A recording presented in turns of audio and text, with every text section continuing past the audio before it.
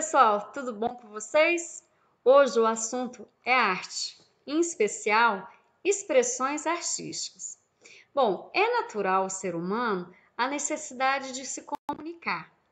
Desde os primórdios, desde o homem da caverna, isso acontecia quando ele registrava nas paredes, por meio de pinturas, aquilo que ele sentia, as impressões que ele tinha, a constituição da família, os sonhos, os desejos, os feitos heróicos, a própria caça. Então, isso seria uma expressão artística. Com o evoluir da humanidade, essas expressões artísticas passaram a ser transmitidas de diversas maneiras, dependendo da habilidade, do talento ou do desejo de criação do seu autor. Isso pode acontecer numa escultura, numa pintura, na criação de uma composição.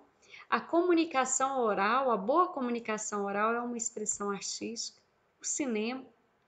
Na verdade, as expressões artísticas foi uma forma que o ser humano encontrou de expressar todas as suas emoções, de revelar sua história e compartilhar sua cultura, baseando em alguns valores artísticos. Bom, mas, de acordo com cada época e contexto histórico-social, essas noções de valores da arte passaram a se modificar. Durante muitos séculos, a arte tinha como único objetivo imitar a realidade da maneira mais fiel possível. Essa ideia de perfeição, ela foi criada pelos gregos e os romanos lá na antiguidade. E essa tendência greco-romana sempre influencia na arte. Ela sempre retoma, sempre tem um retorno a essa nova tendência.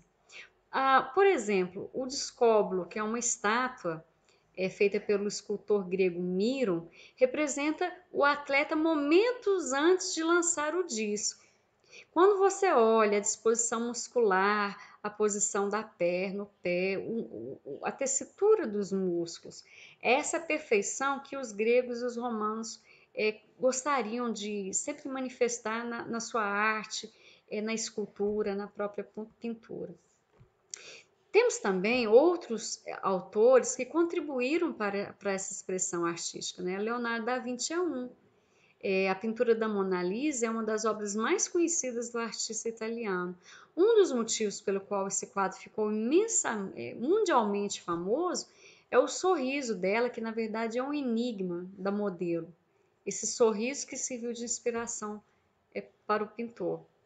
Embora encontremos, né, várias lendas a respeito da Mona Lisa, uma lenda é que ela poderia ter sido a amante dele, a outra é que é um autorretrato do próprio autor, a outra que seria a vizinha, que tinha esse sorriso enigmático e sempre escapulia para a casa do Leonardo da Vinci e pintava. Rapidamente ela tinha que voltar porque ela era casada e não ficava bem frequentar a casa do pintor. Então, algumas lendas passam em volta da Mona Lisa, né? Mas a pintura também é uma forma de expressão artística. A arte moderna mudou um pouco essa concepção do perfeito, do clássico, do grego, do romano. Aí ela abriu mais liberdade à criação artística, né? Com a arte moderna, os artistas deixaram de ter um comprometimento em retratar fielmente o real e passaram a elaborar, assim, muitas vezes, obras abstratas. Passaram a ser tendências que se formaram em meados do século XX e ficaram conhecidas como vanguardas. Essa pintura, por exemplo, o quadro amarelo, vermelho e azul, foi pintado pelo artista russo em 1925. A gente consegue interpretar as imagens de diferentes maneiras e nem todos os elementos são facilmente identificáveis. As cores, as formas e a disposição dos elementos do quadro são alguns dos aspectos que se combinam e conferem a beleza à obra. Por ser uma obra mais abstrata, exige um pouquinho mais do leitor essa interpretação. Um quadro muito famoso, A Criação do Adão, de Michelangelo, 1511, propõe uma revisitação à Bíblia, que o Deus fez o homem semelhante a si próprio. Aí nós temos Deus nessa obra tentando tocar o dedo de Adão e dá a entender que esse distanciamento entre a mão de Deus e a mão de Adão, ele ainda não foi criado, estava prestes a ser criado. E do outro lado, né, enrolado na mão de Deus, abraçado ali, tem uma figura feminina, o que supostamente tenha sido a Eva, que foi a segunda criação de Deus. Há outra interpretação de outros críticos literários que Deus está envolvido por um cérebro. Essa interpretação, essa visão, já seria influência do racionalismo que deixava um pouquinho Deus de lado, né? Deus como centro do universo, deixava o teocentrismo e aqui a humanidade já caminhava para o racionalismo. A possibilidade do homem chegar a Deus seria uma visão mais racional da obra. Essa expressão artística de Michelangelo também traduz várias outras interpretações, vários outros contextos, seja pelo racional, seja pelo religioso. Outra forma de manifestação artística também seria a arquitetura. Nós temos Oscar Niemeyer, essa obra Museu da Arte Contemporânea de Niterói. Quando você olha a arquitetura, parece que não é um prédio só, alguma coisa fala nessa imagem. As obras do artista, né, do arquiteto, que a gente pode chamar de artista, revelam muito mais do que apenas um prédio, tijolo, cimento e argamassa. Vai muito além. As obras parecem que revelam uma impressão, uma interpretação. Por isso que a arquitetura também é uma manifestação artística. A escultura, uma escultura muito conhecida, essa imagem é a vista lateral do Monumento às Bandeiras, do escultor Victor Brecharet. Ela está em São Paulo e foi uma homenagem aos bandeirantes que desbravaram os sertões do século 17 e 18. Então há aqui também uma expressão, uma manifestação, não menos. A fotografia é outra maneira também de manifestar artisticamente. Dependendo do recurso, do suporte, a fotografia ela pode ter um sentido expressionista, apenas colocar uma expressão, ou apenas ser documental e científica, vai depender da utilização e do seu fim. Bom, a dança, não poderia deixar de falar, aqui a cena Lago dos Cisnes, é uma linguagem não verbal, corporal, que todo o texto, ora traduzido da poesia e da prosa, se manifesta em ritmo de dança. O teatro, outra manifestação artística também, nos contextualiza um aspecto político, uma visão do mundo, um sentido de determinado conhecimento. Pois bem, a nossa ideia, a partir de agora, é interpretar as obras de arte de acordo com linhas.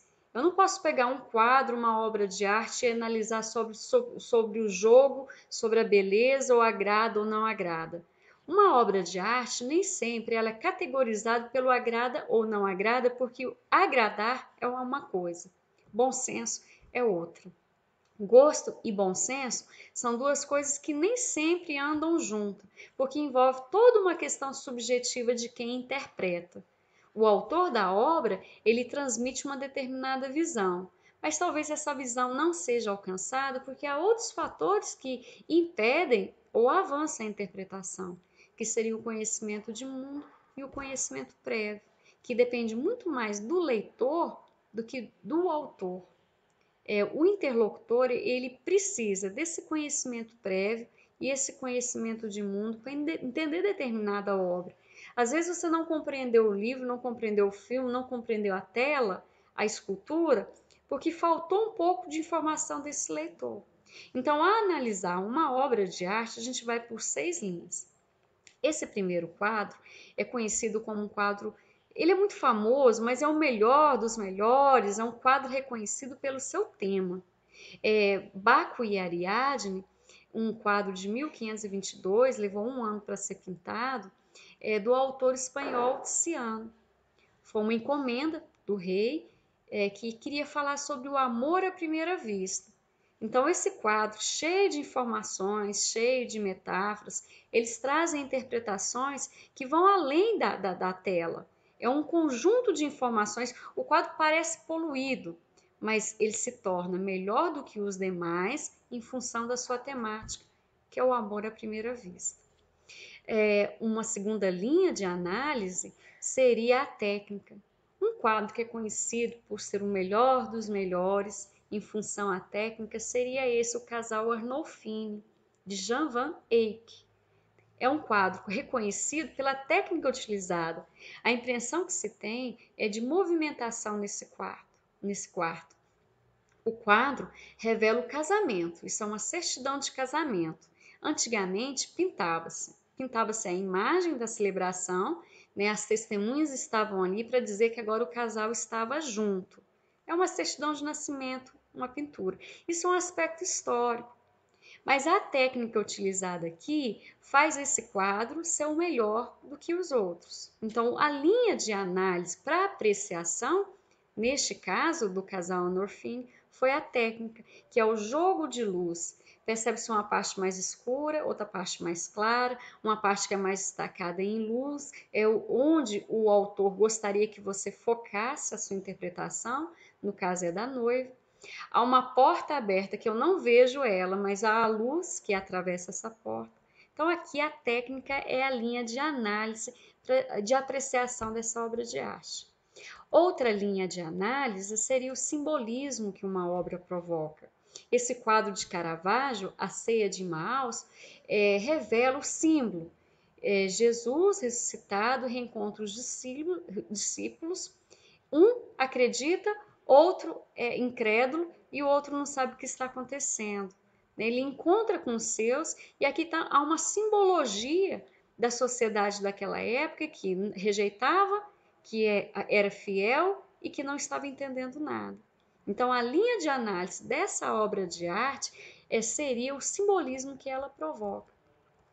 Outra forma de analisar uma obra de arte seria a ilusão que ela causa.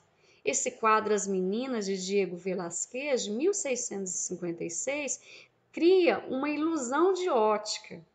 Parece que o pintor está pintando alguém que está do lado de cá, né?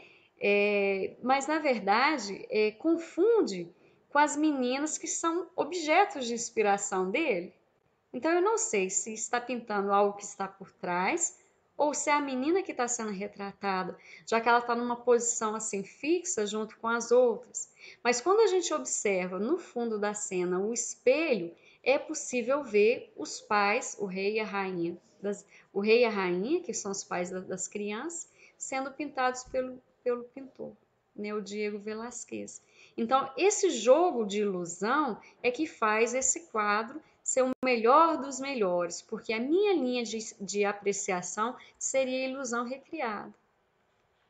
Entre outras linhas de observação, o estilo histórico que uma obra transparece também é uma linha de apreciação. Você optou por analisar aquele quadro, dizendo que ele é o melhor dos melhores novamente, pelo seu estilo histórico. Mas ele não venceria talvez pelo tema, ou talvez pela ilusão de ótica, ou talvez pelo símbolo que ele representa. Então, a análise aqui dessa obra de arte, você optou pelo viés histórico. O quadro de Goya, ou Goiás, o fuzilamento de 3 de maio de 1808, é uma cena que realmente aconteceu e nos conta um pouco da história da humanidade. O último viés de análise de interpretação seria a sua interpretação pessoal. Os artistas, eles são livres para estabelecer suas próprias regras e por isso eles desafiam convenções, ao passo que o observador, quem vê, também tem esse direito. Assim como o artista pode dizer o que pensa da maneira que vê as coisas, o interlocutor também. Nesse quadro de Gustave Courbet, O Estúdio do Pintor, de 1855, retrata um artista fazendo uma pintura, mas tem vários elementos em jogo, vários vieses que ele poderia optar.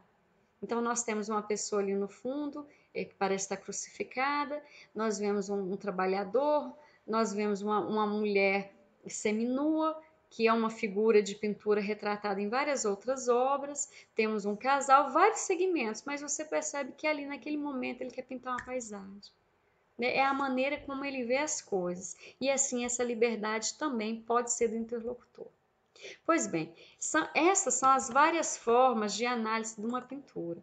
O que não pode ser considerado é você dizer, fazer uma avaliação, uma análise sem um critério, dizer que é boa ou ruim só porque não te agradou. Como dito, o bom senso, né, e o bom gosto nem sempre andam juntos.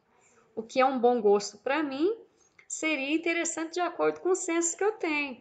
Então, se você tem o mesmo senso que eu, possivelmente terá o mesmo bom gosto. Mas é difícil dentro da sociedade a gente encontrar pessoas que tenham o nosso senso e atingem o nosso gosto. Então, uma coisa não se relaciona com a outra. Uma obra de arte, uma escultura, uma música, o autor ele tem uma liberdade de criação, mas é preciso também um conhecimento de mundo e prévio desse interlocutor para entender o que ele realmente gostaria de transparecer e também, sobretudo, levar em conta essa liberdade de interpretação do interlocutor. É isso. Se encontro na próxima aula. Um abraço.